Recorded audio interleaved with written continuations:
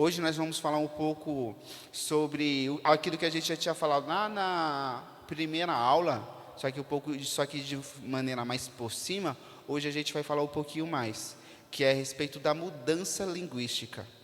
A gente vai sair um pouco da gramática, porque a gente já passou por toda a gramática. A gente falou sobre fonologia, que estuda o som da fala, os fonemas, vogais, consoantes, etc. Não é certo? Os fonemas. A morfologia que estuda a forma, as classes de palavras, as funções que essas palavras têm. Na verdade, não que elas têm, mas qual é a sua classe? Substantivo, adjetivo, preposição, etc. Morfologia. A sintaxe estuda o quê?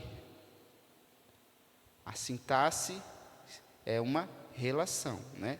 Estudar a relação das palavras. A gente falou de estudar a palavra isoladamente, e é na sintaxe que a gente começa a considerar a palavra dentro de um contexto, ela em relação a outra palavra, e a função que ela vai exercer sobre a outra palavra. Aí a gente dividiu, então o texto é dividido aí em sujeito, predicado, objetos, complementos, adjuntos, certo? Isso a gente estuda na sintaxe. A gramática ela vai ter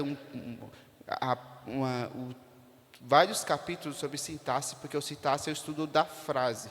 Então, é mais complexo e o conteúdo é muito maior. A gente só pintou muito por cima. Depois a gente falou sobre semântica e estilística. Semântica é o estudo do sentido. Quando eu até dei aquele exemplo a respeito à porta estar aberta, a porta está aberta é um enunciado qualquer, declarativo. Mas a partir do momento, dependendo do contexto, ele pode ter um sentido diferente. Aí na semântica a gente falou um pouco sobre isso, e a linguagem tem um sentido conotativo e denotativo, ou seja, um sentido que é metafórico, figurado, e um sentido que é mais literal. A partir daí, voltando-se para o estudo da linguagem no seu sentido metafórico, literal, a gente falou sobre a estilística. A estilística é aquela parte que vai trabalhar a linguagem, estudar a linguagem no seu sentido conotativo, metafórico. E aí é nessa parte que a gente estuda sobre a literatura, porque a literatura é o estudo, é o uso da linguagem por excelência no seu sentido metafórico, principalmente na poesia, é altamente metafórico. Então a estilística vai estudar o estilo do texto. E ao estudar o estilo do texto, vai se deter sobre as figuras de linguagem. O que é uma símile, o que é uma metáfora, o que é uma litorte, coisa do tipo. Então, as figuras de linguagem, o que é uma personificação. Então, a gente falou um pouco sobre as figuras de linguagem na estilística. E aí a gente falou, então, sobre a ortografia e a pontuação brevemente também, na aula passada. Ou seja, a gente percorreu todos os campos da gramática, viu por cima todos os campos da gramática. Se vocês estudarem a gramática, vocês já vão ter ideia do todo, quais são todos os campos e o que você deve aprender. Eu tenho mais dificuldade em classes de palavras, eu ainda não consigo identificar substantivo. Vamos pegar o exemplo. Então você tem que se atentar mais à morfologia. Eu tenho dificuldade em identificar o que é uma vogal, uma semivogal, o que é um ditongo, tritongo e hiato, que são. Então você vai estudar mais fonologia. Eu tenho dificuldade de identificar o sujeito da oração, identificar o predicado, achar o verbo na oração. Então você tem que estudar, se atentar mais à sintaxe. E assim por diante. Eu tenho dificuldade de interpretar um poema. Então, se atenta mais ao estudo da estilística para conhecer mais as figuras de linguagem, a se identificar em um texto que é mais literário. Então, tendo uma visão geral, vocês podem agora ir nos pontos específicos e estudar com calma as áreas mais específicas. Hoje, então, vamos falar um pouco da avaliação linguística, que sai um pouco da gramática e entra no campo da linguística. A linguística, ela também estuda a linguagem. Só que enquanto a gramática ela estuda a linguagem tanto e não apenas estuda a linguagem, mas busca definir um tipo de linguagem que deve ser a norma, o padrão a ser seguido, a linguística ela vai estudar a linguagem em seu uso. Então, a linguística não se preocupa em definir isso está correto ou não está correto. Isso aqui faz parte da norma ou não faz parte da norma. Ela simplesmente vai ter como objeto de estudo a língua, no seu sentido, na sua realização concreta, como nós estamos nesse momento falando. O linguista então vai estudar, vai descrever, vai identificar os fenômenos da linguagem e apenas isso, não vai fazer juízo de valor. Então, o linguista não faz juízo de valor em cima da língua. Ele estuda a língua no seu uso. A gramática se atenta à escrita também, propriamente dito. E vamos então para o nosso assunto de hoje, que é a respeito do que é a variação linguística. Variação linguística é o mesmo que mudança linguística. E por que é importante a gente tratar sobre isso?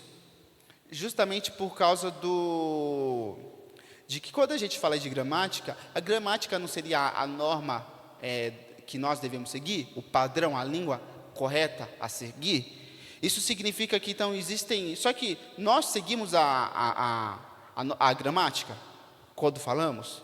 Respeitamos fielmente a gramática? Não respeitamos. Nós não falamos exatamente como a gramática normativa estabelece. A fala e a forma como escrevemos muda um pouco. E entra aquilo que nós chamamos de um contexto formal ou informal. Lembra que eu falei que quanto mais nós buscarmos falar formalmente, mais nos aproximaremos da gramática normativa? A linguagem, então, que nós podemos... Os linguistas, eles até vão dizer que existe a norma padrão e existe a norma culta. A norma padrão é o quê? É a língua, é a regra, é a gramática normativa. Aquilo que está especificado na gramática. Isso aqui é norma padrão, a ser seguido. A norma culta é a variante desta norma padrão. É a linguagem culta. Quando tentamos falar mais formalmente, estamos automaticamente buscando nos aproximar mais da gramática normativa. E ao fazer isso, nós estamos seguindo a norma culta. O falar próximo à gramática é a norma culta. E a norma padrão, então, seria a própria gramática em si. E percebe, então, que existe ou uma aproximação ou um distanciamento da gramática normativa. E, geralmente, quem se distancia mais da gramática normativa? No dia a dia, quem se distancia mais? As pessoas que não têm escolaridade, não é verdade? As pessoas que não tiveram uma escolaridade, não foram para a escola, ou não tiveram uma alfabetização, ou não tiveram uma boa alfabetização, elas geralmente vão se distanciar mais da gramática normativa. E aí entra justamente a questão da variação linguística. A gente vai perceber que existe, então, duas realidades. A forma como nós falamos naturalmente e aquela forma como nós falamos mais... vamos dizer assim, aquela forma que nós falamos tentando seguir a norma. E existem essas duas realidades. Quando tentamos seguir uma norma e quando simplesmente falamos da maneira que já aprendemos a falar dentro de um contexto social e histórico. Então, essas duas realidades existem conforme o ambiente com que a pessoa vive. E nós não devemos ignorar isso. Se nós falamos de uma certa maneira, não é necessariamente que está errado. Tipo, eu não posso... E aí entra aquilo que nós chamamos de preconceito linguístico. O que seria o preconceito linguístico? É a gente fazer juízo de valor de determinada forma como uma pessoa fala, a gente fazer o juízo de valor, aquela pessoa fala de tal forma, e julgar ela como ignorante, como uma pessoa que é burra. Essa pessoa é burra, porque ela fala dessa forma. Isso é preconceito linguístico. Quando, na verdade, existem várias variantes da língua portuguesa. Alguns linguistas até vão falar. Os vícios de linguagem, eles também entram na questão da... É regional também. Entra também nisso, porque é muito contextual também. É muito contextual. E o que é interessante quando a gente fala de preconceito linguístico, que entra essa questão da variação linguística? Isso mostra justamente aquilo que a gente falou lá na segunda aula da história da língua portuguesa. A língua portuguesa, ela saiu da onde? Do latim. Como é que mudou? Não mudou da noite para o dia. E por que mudou? Mudou justamente porque a língua varia, porque a língua se transforma, ela muda. Existe uma mudança linguística. A língua, por ser orgânica, ela está dentro de um contexto social, ela é influenciada por esse contexto, ela naturalmente vai mudar. Como o exemplo que eu dei, a pegar lá na Idade Média, existia computador? Não. Então, essa palavra computador, vamos pegar no contexto do Brasil, para ser mais específico, que é o computador em português. Na época de Dom Pedro II, não tinha computador. Então, não existia essa palavra. A partir do momento que houve essa nova tecnologia, foi necessário, então, nomear. E surgiu essa palavra computador. Então, ou seja, as palavras cria-se novas palavras, caem em desuso outras palavras, e assim a língua vai se transformando naturalmente, ao ponto que a longo prazo, numa extensão grande de tempo, essa língua pode mudar, pode transformar em outra língua, vamos dizer assim. E isso é natural da língua, porque a língua é orgânica. E é o que entra a questão da variação linguística. Devemos entender que a língua se transforma e que cada região fala de uma maneira, cada pessoa vai falar de uma maneira dependendo do seu contexto, da sua situação social, do seu contexto mais imediato. E isso não corre que ela está falando errado, mas simplesmente que ela está usando uma das suas variantes da língua. E que quando nós estudamos a língua padrão, que é a gramática normativa, devemos nos aperfeiçoar em falar sempre da maneira correta, que respeita a gramática normativa, mas não significa que nós vamos 100% todos os momentos falar assim. Eu impor isso a você, e aí entra a questão do preconceito linguístico, eu querer impor a você de falar como a gramática normativa estabelece, quando ninguém consegue, nem eu consigo. Porque existem essas duas realidades que são naturais, a língua como orgânica com que se transforma e a gramática normativa que preserva as regras e preserva que a língua mude de maneira mais lenta. Você lembra que eu falei isso, que é uma das funções da gramática?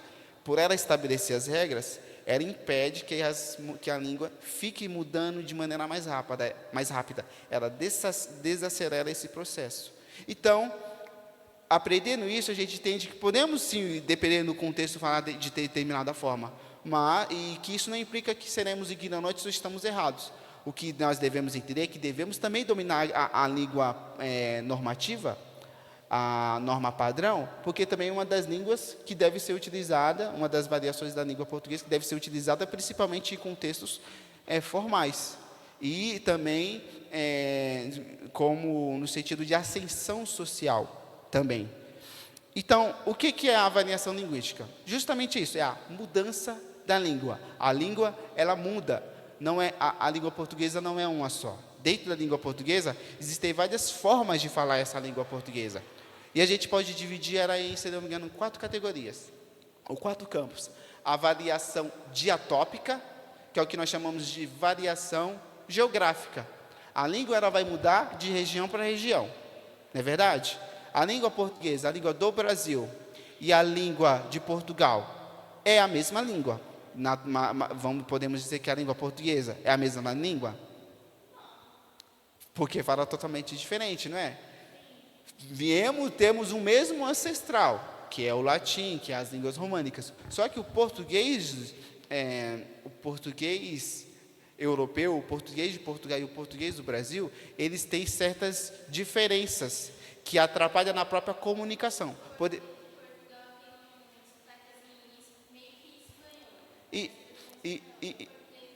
E principalmente também certos termos têm sentidos diferentes, como aqui esse exemplo que eu dei. Aqui celular, em Portugal é telemóvel. Ônibus, aqui ônibus, em lá é autocarro, que eles não pronunciam as vogais cheias, eles falam autocarro. Aqui é carro, ônibus, autocarro. E aqui trem, eles falam que é o comboio. Aqui comboio é outra coisa. Entra no comboio. Já chegou lá, já vai lá para Portugal, entra no comboio. Oxi, eu vou ser preso. Mas você percebe que muda. A língua, então, é o mesmo, vamos dizer assim, seria o mesmo português, mas o português europeu de Portugal e o português do Brasil, ele tem certas diferenças. Por causa que ele se desenvolveu em ambientes diferentes, em contextos diferentes, não é verdade? Então, vai ter palavras que são diferentes. Essa é a primeira mudança, a mudança geográfica. A língua, ela pode variar de região para região, como no caso aqui, os continentes diferentes. Aqui, vocês não vão conseguir ler, eu acredito. Na verdade, eu que não estou conseguindo ler, porque lá é mais distante. Mas, nessa charge, aqui, a gente tem o gaúcho e o mineiro. O gaúcho diz, na minha terra só tem macho. E aí o mineiro vai dizer, uai, na minha terra é metade macho e metade fêmea, e nós tá achando é bom demais, um negócio assim. Eu não estou conseguindo. Mas você percebe que essa charge, o que a gente percebe? A gente percebe a conversa de um mineiro e a conversa de um gaúcho. E ambos eles têm uma maneira de falar. O mineiro, ele fala de certa maneira, e o gaúcho fala de certa maneira, que é aquele que nós chamamos de o sotaque é diferente, alguns termos é diferente. Mineiro, ele gosta de, ele deixa as palavras tudo mais, como é que eu vou dizer? Diminui as palavras, ele meio que não pronuncia. Bocadinho. Tem um texto que é uma receita na língua mineirês. Depois acho que eu vou jogar no grupo. Que tem uma parte que fala, e coloca massa de tomate, massa de tomate, junta tudo e fala massa de tomate. Então, percebe que no Brasil, cada região, o português ele vai ser pronunciado de uma maneira diferente. Aqui é a questão da mudança diatópica. O povo do Ceará fala de uma maneira, o R ele pronuncia de outra maneira, do pessoal daqui de São Paulo, ou do interior de São Paulo, como o R é pronunciado. Termos também, nomes de coisas vão mudar. Aqui, em alguma região vai falar tangerina, e outras regiões vai falar mexerica, e assim por diante. Gelinho, em algumas regiões vai chamar, como no Rio de Janeiro, sacolé, e assim sucessivamente em relação a todos os outros termos.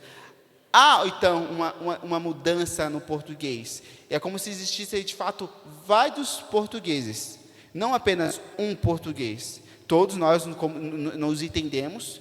Se eu chegar no Ceará, se eu chegar na Bahia, se eu chegar no sul do Brasil, em Santa Catarina, eu vou entender, eu vou me comunicar numa boa. Só que a gente vai perceber essas diferenças no léxico, nos termos, e às vezes na pronúncia, no sotaque. Vogais mais abertas, vogais mais fechadas. Quando a gente vê pernambucano, usa muito vogais mais abertas.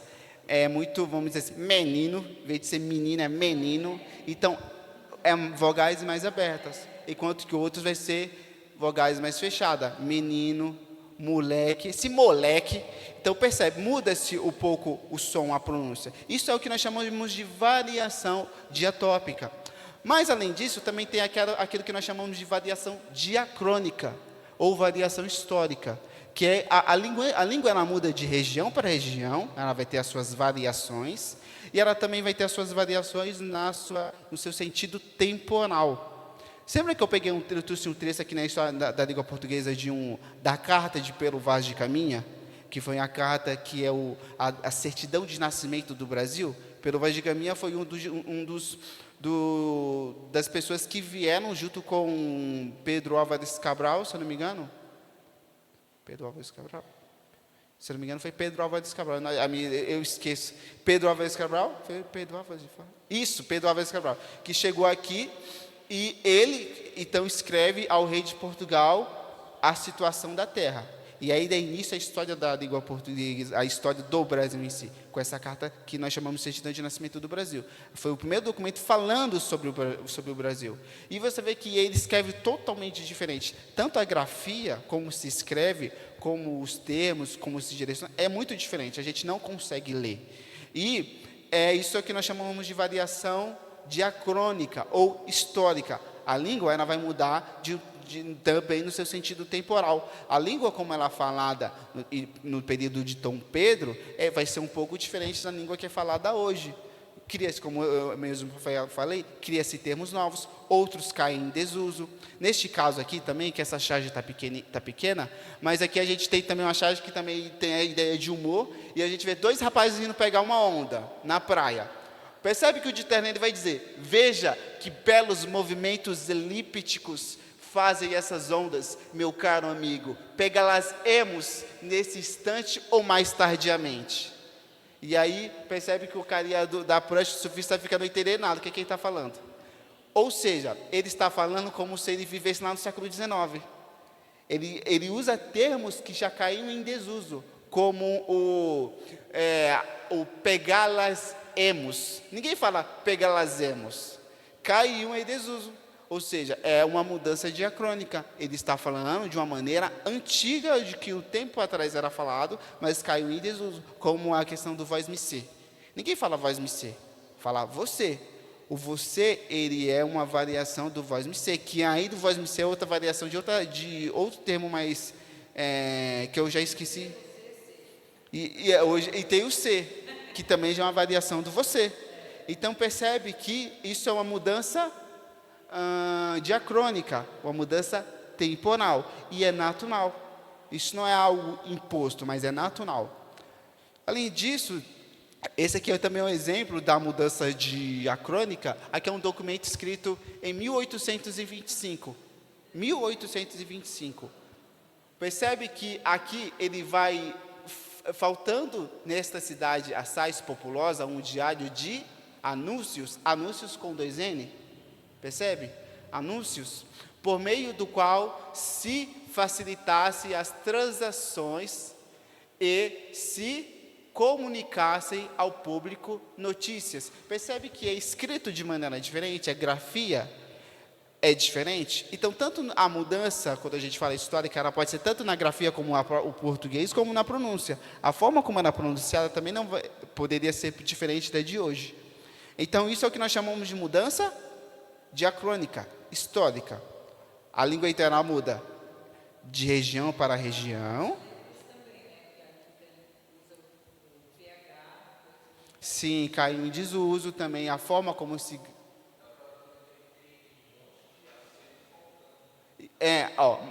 a acentuação, o emprego de certas palavras, a questão do H, tudo isso mudou. Por causa de também entram novas regras. Então, mudou. Então, a língua ela vai mudar também dentro do contexto temporal. Também ela vai ser transformada. Mas, além disso, a terceira parte, aqui existe, o terceiro ponto é que também existe a variação diastrática, ou variação social. Diastrática tem a ideia de extrato. Extrato é o sentido de hierarquia, classificações. Então, aqui é um contexto social. A língua também vai mudar de acordo com o contexto social. Você pega pessoas que moram em uma situação, vamos dizer assim, no ambiente periférico, ele vai falar de uma certa maneira de pessoas que viveram em ambientes não periféricos, de que viveram em bairros nobres e que tiveram mais proximidade tiveram uma escolaridade, etc. Vai mudar, naturalmente vai mudar, não é verdade? As gírias, embora hoje também gírias fazem parte de um contexto de bairros, de pessoas que vivem em bairros nobres também, hoje falam muitas gírias, hoje tem um intercâmbio maior a respeito disso, mas é muito mais comum a gente ver a gíria ser falada em ambientes periféricos, não é verdade? Por causa de pessoas que estão mais distantes da norma padrão e estão mais próximas das variantes, que não são as que estão distantes da língua padrão, as variantes.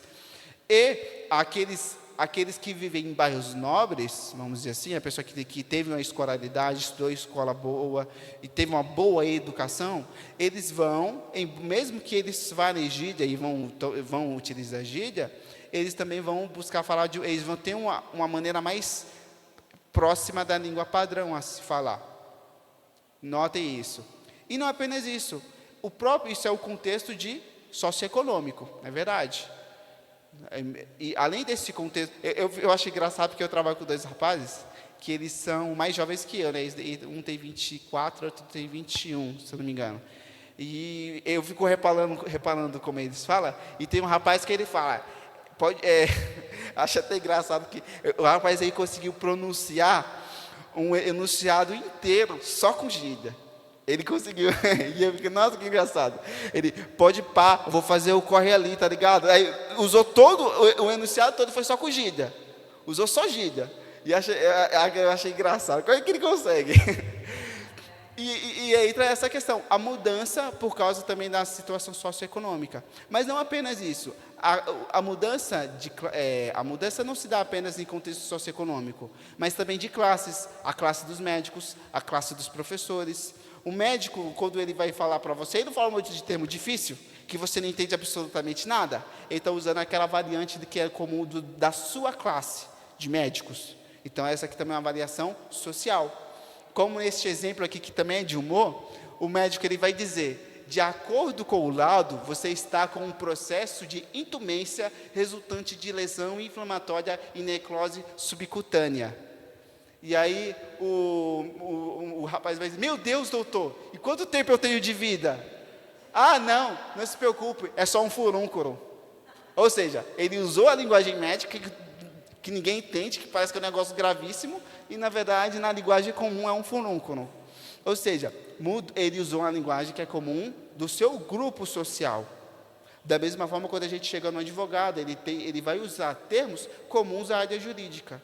Ou a gente chega também em outros grupos, outros profissionais, e eles vão falar de uma maneira que é comum a eles. E essa forma comum deles falar, eles, entre o grupo deles, eles se entendem. E eles vão utilizar. Só que fora do grupo, há essa divergência. Já não vai entender. Um advogado falando com outro advogado em termos jurídicos, eles vão se entender numa boa. Então, percebe que a variação linguística não significa está se afastando da língua padrão e está errado. Simplesmente é porque existe. Cada pessoa, nós falamos a língua portuguesa e vamos dominar mais de uma variante linguística e tudo bem, dependendo da situação. A gente vai se comunicar numa boa.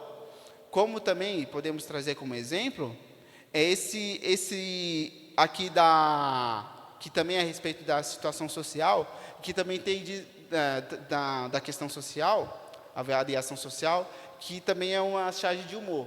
Aqui é um processo de o chefe falando com o seu subordinado na empresa. E ele vai dizer, estamos anunciando uma série de transferências de capacitação necessárias para manter a vantagem competitiva. Infelizmente, no contexto de reengenharia do grupo, o seu setor terá de passar por um download. E aí, por um dowsing, na verdade. E aí, o que a gente vê aqui? Tradução para o português? Contratamos outra empresa que faz os seus serviços pela metade do preço. Você e toda a sua equipe está na rua, está demitido. E você vê que é engraçado que, dependendo do contexto, isso que é interessante, que muitas coisas podem falar uma coisa só. Não, mas está demitido. E poucas coisas também podem falar trazer muitas informações. E neste caso aqui, ele está usando uma linguagem que seria muito comum de um gestor. E essa semana, a empresa está passando por transformações, onde eu trabalho. E todo mundo está com medo de ser mandado embora. Eu não estou com medo, não, porque eu já estou lá, velho. Se for mandado embora, também não vai achar ruim, não. Mas está todo mundo com essa apreensiva, o que vai acontecer. E esses dias a gente estava conversando sobre quando a gente vai perguntar para o chefe, e o chefe ele fala, e você não entende. Porque ele vai usando, é meio vago, fala que estamos passando por mudança, vai haver adaptações e estamos formando a equipe, mas não é o objetivo. Vai ter corte? Não vai ter corte? A gente vai trabalhar no sábado ou não? Não é claro. É uma linguagem muito comum de um gestor. Então, aqui é uma variação social, diastrática. Por fim, aqui também é uma variação social. Nós erra, quem reclamar, nós expulsa. Tá vendo? Esse aqui é um piche. Nós erra, quem reclamar, nós expulsa. Olha como está escrito. Está escrito como se fala, né? A pessoa falou e escreveu exatamente como ela falou. Não seguiu a norma padrão, ou a gramática. E, por fim, nós temos a variação, que é a variação diafásica, que é a situacional. É quando nós falamos de forma formal ou não formal, dependendo do contexto.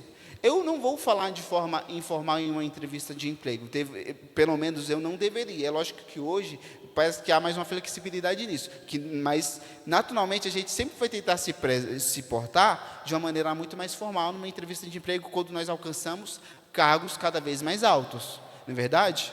Se eu busco um cargo elevado, geralmente eu vou me portar de uma certa maneira mais formal. E isso é o que nós chamamos de variação diafásica. Haverá contextos que a gente vai falar mais informal, naturalmente. Todos nós falamos de forma informal, distanciando da gramática normativa. E haverá momentos que nós vamos buscar falar de maneira mais formal, como no caso aqui, neste próprio exemplo da nossa aula, eu busco, embora não alcance não consiga obedecer exatamente a gramática normativa, eu tento falar de uma maneira mais formal e não informal. Ou numa pregação, numa prédica de domingo, quando o pastor vai dar o seu sermão, ele não vai falar de maneira informal, com coloquialismos, com gírias, mas ele vai buscar falar de maneira mais formal, mais próxima da gramática. Então, também a variação. A variação linguística também muda com a sua situação, com o seu contexto, formal ou informal. Grupo de amigos, festa de aniversários, entrevista de empregos, num tribunal, numa audiência. Você naturalmente vai buscar falar de determinada maneira, ok? Como neste exemplo aqui, que é exemplo de gírias. Que mico, que vergonha. Num contexto informal entre amigos, eu falo que mico. Nossa, paguei um mico, coisa do tipo.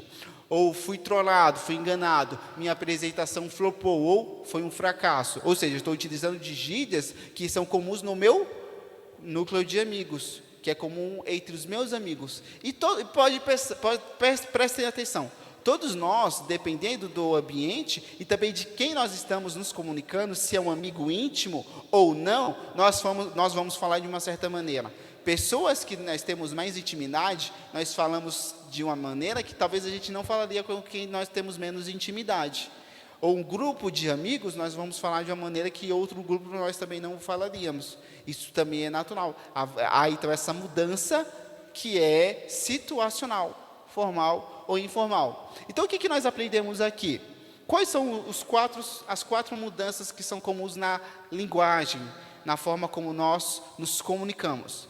Geográfica, histórica, não é verdade? Social e situacional.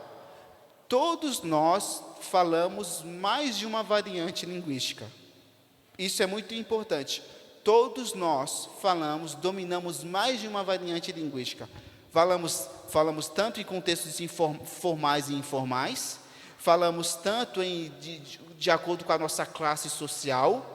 Eu posso usar termos comuns de teologia e me comunicar com outras pessoas com termos comuns de teologia ou com termos comuns em que trabalha mais está mais estudando mais o campo da literatura e das letras e utiliza termos mais comuns como a questão de relação dialógica. Se eu chegar e há uma pessoa que não estuda literatura, não está mais dentro do campo da crítica literária, ela não vai entender o que é uma relação dialógica. Mas quem está dentro do campo literário vai entender o que é uma relação dialógica. Então, eu domino uma variante da linguística social. Também social, também de classe. Eu vou falar de uma certa maneira porque faço parte de uma classe, de um grupo socioeconômico, que entre o meu meio vai ser comum. Todos nós, então, falamos mais de uma maneira, dominamos mais de uma variante linguística. E isso não é errado, não é um problema, é natural, faz parte da língua, do desenvolvimento da língua. O ponto aqui é que, além das variantes, nós também devemos dominar aquela variante que é a padrão, a norma padrão, que é aquela variante, a norma padrão, a gramática normativa, que é aquela que vai nos alçar socialmente, que vai nos possibilitar de nos comunicar de maneira mais geral. Se eu falo cearenseis, ou falo como uma pessoa que nasceu na favela, Talvez só que entenda pessoas que viveram na favela. Se eu chegar falando um monte de gírias, talvez outras pessoas que não conhecem essas gírias não vão entender. Agora, se eu falo ou escrevo, seguindo as regras da gramática normativa, a norma padrão, então todo mundo vai entender. Todo mundo que conhece a norma padrão vai entender.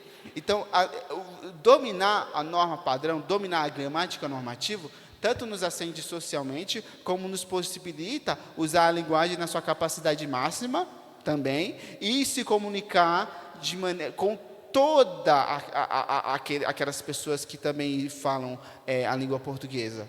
Então, você aprender a língua portuguesa não significa que você vai falar todos os dias assim, gramática normativa, mas que você deve dominar para saber utilizar nos momentos que são necessários.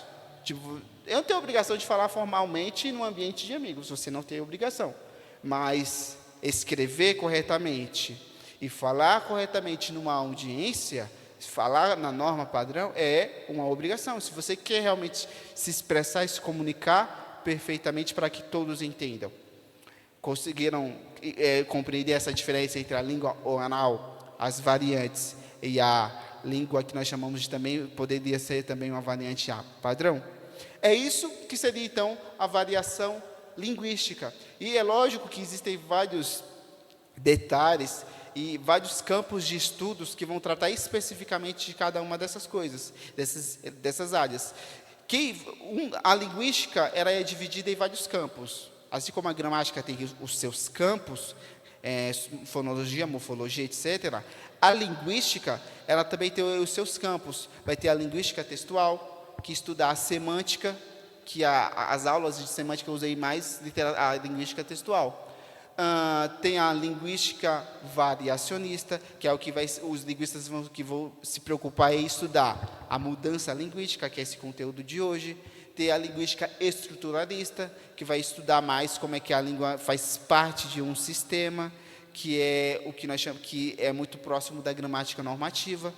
Eles buscam identificar a estrutura de um texto, de uma estrutura sintática.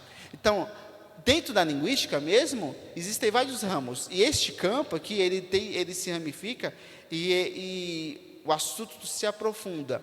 Mas, basicamente, para a gente compreender o que nos importa hoje, é justamente isso, que a língua, ela se transforma. Ok? Alguém tem alguma dúvida ou alguma pergunta? Não tem nenhuma pergunta? A última aula não será sobre linguística e gramática normativa, mas será, na verdade, a gente vai finalizar, encerrar dentro do campo teológico. A última, essa foi a penúltima. Então, a última aula a gente vai falar da linguagem e da revelação. Então, vamos olhar agora a linguagem. Falamos da linguagem agora como padrão, como norma, como mudança, como social. E agora vamos falar da linguagem e finalizar dentro de uma perspectiva revelacional. O que tem a ver a linguagem dentro do campo da revelação de Deus? Como é que, se nós enxergarmos dentro da perspectiva cristã, qual é a importância da linguagem dentro da perspectiva cristã? E dentro do campo da revelação de Deus. E é algo que a linguagem e a revelação de Deus estão muito estreitamente próximas. Deus se comunicou por meio da linguagem. Ele se utilizou a linguagem para se comunicar. Então, a linguagem, a gente refletir sobre a linguagem dentro do campo da revelação, nos traz reflexões e da importância da linguagem, e aí vai entrar naquilo que é o que eu quero que você chegue, do que é a verdade, do que é a mentira. A língua e a deturpação da língua, ou a deturpação da linguagem, que seria a mentira. Então, a gente vai finalizar sobre isso, falando dentro deste campo, o que é a verdade, o que é a mentira, e que a mentira nada mais é do que a deturpação da linguagem. Ok? Mas, por hoje, basicamente, é isso, algo simples, facinho. Não é fácil? Facinho, gente.